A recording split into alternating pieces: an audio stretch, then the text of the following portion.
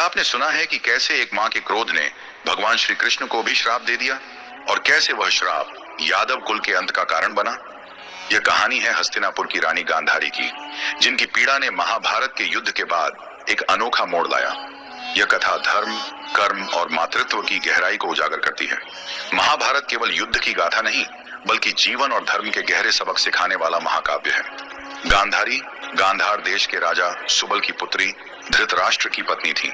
उन्होंने पति के अंधेपन को अपनाकर जीवन भर आंखों पर पट्टी बांधी, जो उनके पतिव्रत धर्म का प्रतीक था।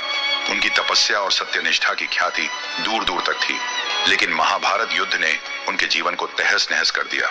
18 दिन के इस महायुद्ध में कौरव सेना का सर्वनाश हुआ। गांधारी के 100 पुत्र मारे गए, जिनमें उनका प्रिय दुर्योधन भी था। एक मां के लिए यह दृश्य असहनीय था। युद्ध भूमि में अपने पुत्रों की लाशें देख गांधारी का हृदय टूट गया।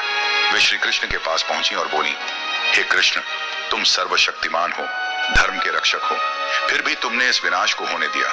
तुमने पांडवों का पक्ष लिया और मेरे कुल को नष्ट कर दिया। उनकी आंखों से आंसुओं की धारा बही और क्रोध में उन्होंने श्राप दिया, जैसे मेरा कौरव वंश नष्ट हुआ, वैसे ही तुम्हारा यादव कुल भी नष्ट होगा। तुम भी मेरी तरह अपने प्रियजनों का अंत देखोगे। गांधारी का यह श्राप मातृत्व की पीड़ा और आक्रोश का परिणाम था। वे मानती थीं कि कृष्ण चाहते तो युद्ध रोक सकते थे। दुर्योधन भले अधर्मी था, पर एक मां के लिए उसका वध अन्याय सा लगा। लेकिन श्री कृष्ण सर्वज्ञानी थे। वे जानते थे कि यह युद्ध धर्म की स्थापना के लिए जरूरी था। उन्होंने गांधारी का श्राप सहर्ष स्वीकार किया, क्योंकि यह सृष्टि के चक्र का हिस्सा था। समय बीता और गांधारी का श्राप सत्य हुआ। यादव कुल में आपसी कलह बढ़ी।